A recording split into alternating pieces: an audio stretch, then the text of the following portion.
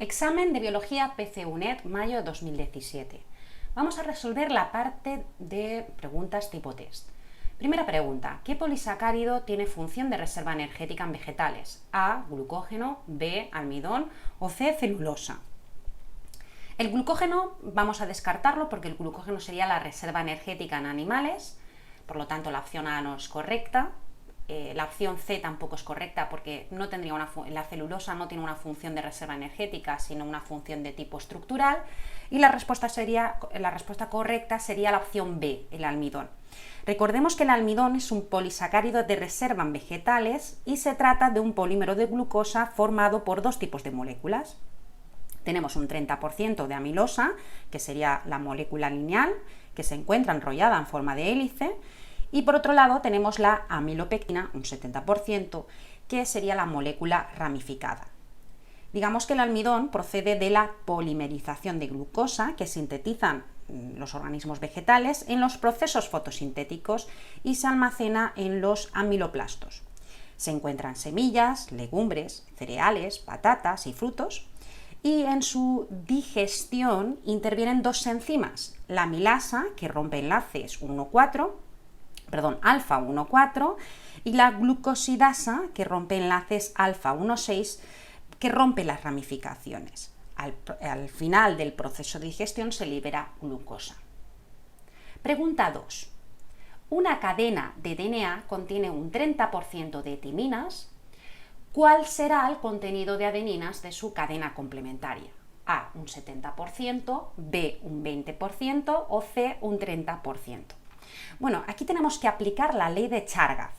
La ley de Chargaff se basa en la relación cuantitativa de los nucleótidos que forman la doble hélice del DNA. Entonces establece que la cantidad de adenina es igual a la cantidad de timina y la cantidad de guanina es igual a la cantidad de citosina. Es decir, que la proporción de adenina-timina, guanina-citosina es cercana a la unidad. O dicho de otro modo, es el número total de bases púricas es igual al número total de bases pirimidínicas. ¿De acuerdo? Entonces, adenina más guanina es igual a citosina más timina. Así pues, si tenemos un 30% de timinas, el contenido de adeninas debe ser del 30%. La respuesta correcta sería la opción C. Pregunta 3. El adenosintrifosfato A proporciona enzimas para el metabolismo, B contiene mayor energía cuando su estado es ADP, o C es una molécula de alta energía que puede descomponerse en ADP y un grupo fosfato. Bueno, tenemos que decir que el adenosintrifosfato, como veis en la figura, contiene 3 grupos fosfato. Si fuera ADP tendríamos 2 grupos fosfatos, así que la opción B la descartamos. Y la opción A también se descarta porque digamos que no proporciona enzimas para el metabolismo, sino que es una molécula de alta energía. Digamos que el adenintrifosfato es un nucleótido fundamental en la obtención de energía celular y está formada, como veis en la figura, por una base nitrogenada adenina unida al carbono 1 de un azúcar de tipo pentosa. Pregunta 4. ¿Cuál es la función de los lisosomas en la célula eucariota? A. Sintetizar proteínas y lípidos. B. Contener enzimas digestivas y participar en los procesos de digestión intracelular. O C. Producir peróxido de hidrógeno. Bueno, la función de los lisosomas no es sintetizar proteínas y lípidos, eso sería retículo endoplasmático, ni tampoco producir peróxido de hidrógeno. ¿De acuerdo? Eso serían los peroxisomas o incluso, bueno, las enzimas catalasas estarían involucradas en procesos relacionados con el peróxido de hidrógeno. Son los lisosomas. La respuesta correcta, los lisosomas son orgánulos celulares unidos a membrana que contienen enzimas digestivas.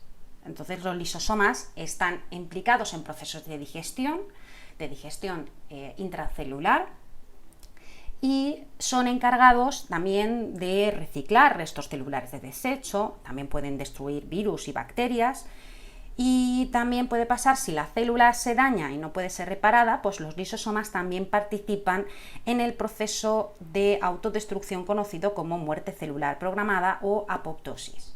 Así pues, la respuesta correcta es la opción B. Tenemos aquí una microscopía electrónica de un lisosoma. Fijaros que en la fotografía que tenéis a vuestra derecha, los lisosomas son aquellas formas esféricas que en microscopía electrónica se ven muy oscuras. Eso es debido a la densidad de enzimas digestivas que pueden encontrarse en los lisosomas. Pregunta 5. Indique cuál de las siguientes afirmaciones sobre las mitocondrias es falsa. A. Están presentes exclusivamente en células eucariotas animales. B. Es un orgánulo que participa en la respiración celular. O C. Posee dos membranas, una externa y una interna plegada por crestas. Bueno, la opción correcta, en realidad aquí tenemos que buscar la opción falsa. La opción B es una afirmación cierta, es un orgánulo que participa en procesos de respiración celular. La opción C también es correcta, poseen dos membranas, una externa y una interna plegada por crestas. Eso también es cierto, la doble membrana que tiene la mitocondria, esa afirmación es cierta. La que es incorrecta o es falsa es la opción A. Está presente exclusivamente en células eucariotas animales. Bueno, no está exclusivamente presente en células eucariotas animales, sino que también puede estar presente en células eucariotas vegetales. Así pues, la respuesta falsa es la opción A. Pregunta 6. El transporte activo requiere A, energía en forma de ADP, B, energía en forma de ATP, o C, no requiere o requiere poca energía para funcionar. Digamos que el transporte activo hace referencia al movimiento de las moléculas a través de la membrana celular, desde una región de baja concentración a una región de alta concentración, es decir, que va en contra o en dirección opuesta o en contra de gradiente. A diferencia del transporte pasivo, que utiliza energía cinética y la entropía natural de las moléculas para moverse a favor de gradiente, el transporte activo utiliza energía de las células, o sea, energía en forma de ATP, para moverlas contra un gradiente, entonces, o también contra una repulsión polar o algún tipo de resistencia. Normalmente, el transporte activo se encuentra asociado a la acumulación de altas concentraciones de moléculas que la célula necesita, como iones, glucosa o aminoácido. Entonces, si el proceso consume energía química, esa energía química va a ser en forma de ATP. Entonces, se denomina un transporte primario. Si el proceso hace uso de algún tipo de gradiente, por ejemplo, un gradiente electroquímico, pues ya sería un transporte activo secundario. ¿De acuerdo? Entonces la respuesta correcta sería B, energía en forma de ATP. Pregunta 7. Respecto a las enzimas, ¿cuál de las siguientes afirmaciones es falsa? A. Actúa como catalizadores biológicos disminuyendo la energía de activación de las reacciones químicas. B. Actúan como catalizadores biológicos aumentando la energía de activación de las reacciones químicas. O C. Interaccionan de forma específica con el sustrato. A ver, tenemos que buscar la afirmación falsa. Una enzima es un catalizador biológico, ¿de acuerdo? Lo que hacen los catalizadores es disminuir la energía de activación de las reacciones. Al disminuir la energía de activación de una reacción, hace, como veis en la figura, hace que la velocidad de la reacción aumente. Entonces, lo que hacen las enzimas es acelerar las reacciones rebajando esa energía de activación. Entonces, la respuesta incorrecta, la respuesta falsa en este caso, pues sería la B, que, bueno, son catalizadores biológicos, pero no aumentan la energía de activación de las reacciones químicas, sino todo lo contrario. Lo que hacen es rebajar o disminuir la energía de activación. La respuesta A y C son correctas y la respuesta falsa o la afirmación falsa sería la opción B. Pregunta 8. Señale la opción correcta. A. Las células heterótrofas son fotosintéticas. B. Las células autótrofas fotosintéticas transforman materia inorgánica en materia orgánica. Y C. Las bacterias son células procariotas que carecen de núcleo y de material genético. Bueno, en realidad la opción C son células procariotas que carecen de núcleo y de material genético. Las bacterias carecen de núcleo, pero tienen material genético, así que la opción C es incorrecta. La opción A, las células heterótrofas son fotosintéticas, pues no suelen ser fotosintéticas, las fotosintéticas suelen ser las autótrofas. Así pues, la respuesta correcta es la opción B. Recordemos que la nutrición autótrofa es la capacidad que tienen organismos de sintetizar todas las sustancias esenciales para su metabolismo a partir de sustancias inorgánicas. ¿De acuerdo? Así que de manera que para su nutrición no necesitan de otros seres vivos, es decir, no son heterótrofas. Organismos autótrofos pues serían plantas, algas, alguna bacteria y alguna arquea. ¿Vale? Y sobre todo se denominan así porque generan su propio alimento, a través de sustancias inorgánicas para su metabolismo. Digamos que los organismos autótrofos producen su masa celular o materia orgánica, por ejemplo, a partir de dióxido de carbono, que es inorgánico, como una única fuente de carbono, usando la luz o sustancias químicas como fuente de energía. De hecho, dentro de los seres autótrofos se podrían clasificar en fotosintéticos, que serían las plantas, o quimiosintéticos. Pregunta 8. La pregunta 8 ya la hemos hecho. Vamos a la pregunta 9. ¿Qué son los quiasmas? Bueno, aquí tenemos un quiasma. A. Son las uniones físicas entre cromátidas hermanas durante la mitosis. B. Son las uniones físicas entre cromátidas no hermanas durante la meiosis. O C. Son las uniones físicas entre las cromátidas hermanas durante la meiosis. Bueno, esta pregunta es un poco complicada porque hay que saberse muy bien la definición. Prácticamente las tres afirmaciones se parecen mucho, pero digamos que un quiasma sería el puente entre cromátidas no hermanas en el proceso de recombinación meiótica, ¿de acuerdo? Y se puede, fijaros que aquí tenéis una fotografía de microscopía electrónica, se puede visualizar citogenéticamente. Así que la respuesta correcta sería la B, uniones físicas entre cromátidas no hermanas durante la meiosis, no mitosis y no son hermanas. Entonces la opción A y C es incorrecta y la opción correcta es la opción B. Pregunta 10. ¿Cuáles son los elementos necesarios para realizar la PCR o reacción en cadena de la polimerasa? A, cebadores, DNA y desoxirribonucleótidos.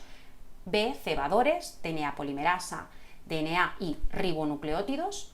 C, cebadores, DNA polimerasa termoestable, DNA y desoxirribonucleótidos.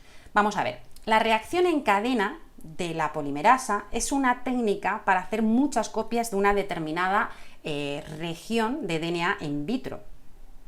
Digamos que la PCR depende de una DNA polimerasa termostable, la Taqman o la Taq polimerasa, y esta requiere cebadores de RNA diseñados específicamente para flanquear la región de DNA de interés.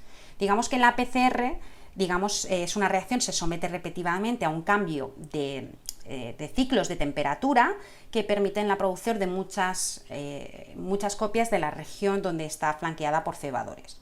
Y luego pues la PCR tiene muchas aplicaciones en la investigación y en la práctica y se utiliza como forma rutinaria en el diagnóstico médico, en investigación, en análisis forenses y en la tecnología del DNA recombinante. Así pues, la opción correcta para los elementos necesarios para realizar una PCR sería cebadores, DNA polimerasa termostable, DNA, que es la región que nosotros queremos amplificar, mi muestra, y los desoxirribonucleótidos activados. Es decir, necesitamos todo eso para nuestro mix de PCR. Así pues, la respuesta correcta es la opción C. Pregunta 11. Indique el tamaño del péptido que proporciona la siguiente secuencia, sabiendo que el codón de iniciación es ATG. Bueno, aquí en este ejercicio nos dicen que el codón de iniciación es ATG, pero recordar que el codón de iniciación no es ese realmente, es AUG. Pero este problema te dice que en vez de AUG, que utilices como codón de iniciación ATG. Así lo que tenemos que hacer es como un rastreo por la secuencia y buscar el codón de iniciación ATG. Lo buscamos y lo situamos aquí. Y empezamos a contar por medio de tripletes. Cada triplete es tres bases sería el codón y cada triplete codificaría para un aminoácido.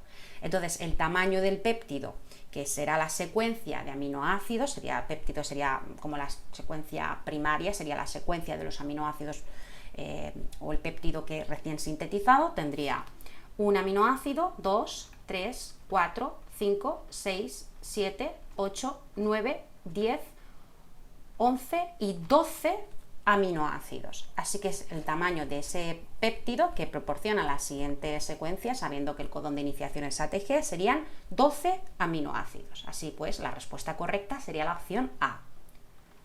Vamos a la pregunta 12. La función de la DNA helicasa durante el proceso de replicación del DNA consiste en A. Cerrar la doble hélice tras el paso de la DNA polimerasa 2, B. Romper los enlaces de hidrógeno entre las bases nitrogenadas para abrir la doble hélice de DNA, o C. Incorporar nucleótidos complementarios a los de la hebra molde. Bueno, la opción correcta es la B, porque la helicasa es una enzima que está implicada en el proceso de la replicación del DNA, ¿de acuerdo? Entonces su misión es romper los puentes de hidrógeno que unen las bases nitrogenadas, haciendo así posible que otras enzimas puedan copiar o replicar la secuencia de DNA.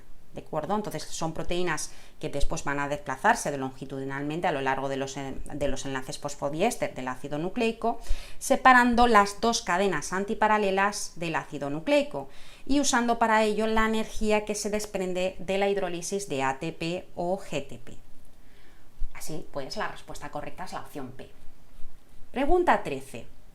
El DNA de las bacterias se encuentra en A, las mitocondrias, B, el nucleoide o C, el núcleo.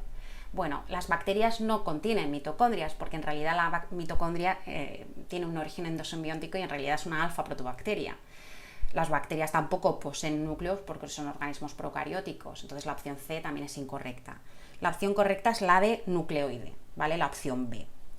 Nucleoide o región nuclear o cuerpo nuclear es la región en que las procariotas contienen el DNA. Esta región tiene una forma irregular y digamos que en las células procariotas es una molécula única que normalmente es circular, cerrada, de doble filamento, que se encuentra ubicada en un sector de la célula que se conoce como nucleoide, ¿no? Entonces, y además no implica presencia de membrana nuclear, por eso las procariotas, en este caso las bacterias, no tienen núcleo. Este sistema nucleoide sirve para guardar la información genética, ¿de acuerdo? A diferencia de las células eucariotas, que es guardada en otro orgánulo de doble membrana llamada núcleo. Así pues, la respuesta correcta sería la opción B. Fijaros, aquí tenemos un nucleoide, tenemos una fotografía de microscopía electrónica de coli, vemos ahí la pared celular, la membrana plasmática y vemos la región nuclear o el cuerpo nuclear o nucleoide. Muy bien, pregunta 14. ¿Qué es un antígeno? A. Una molécula capaz de desencadenar una respuesta inmunitaria en un organismo.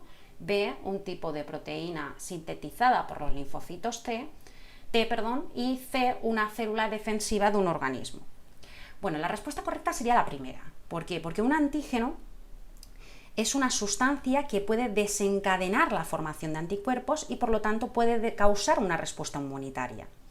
Digamos que, de hecho, la definición moderna de antígeno abarca todas las sustancias que pueden ser reconocidas por el sistema inmunitario adaptativo, bien sean propias o ajenas. Entonces, un antígeno puede ser una molécula ajena o tóxica para el organismo, por ejemplo, la proteína derivada de una bacteria, o puede ser incluso, puede ser una toxina, la pared de una bacteria, o incluso puede ser algo propio. Entonces la respuesta correcta sería la opción A. Pregunta 15. La apoptosis, ¿no? Aquí nos hablan del proceso de muerte celular, ya me ha salido directamente apoptosis, ¿no? El proceso de muerte celular programada es apoptosis, ni es necrosis ni mitosis, es apoptosis. De hecho, he leído la pregunta y ya me ha venido a la cabeza directamente apoptosis. No hay que confundir apoptosis con necrosis. La necrosis en realidad no es una forma de muerte celular, sino es un patrón morfológico que ocurre después de la muerte de un tejido en un organismo vivo. Entonces, apoptosis y necrosis no son sinónimos. Apoptosis es la vía de destrucción o muerte celular programada o provocada por un mismo organismo con el fin de controlar su desarrollo y crecimiento. Y puede ser de naturaleza fisiológica y esta puede estar desencadenada por señales celulares controladas genéticamente.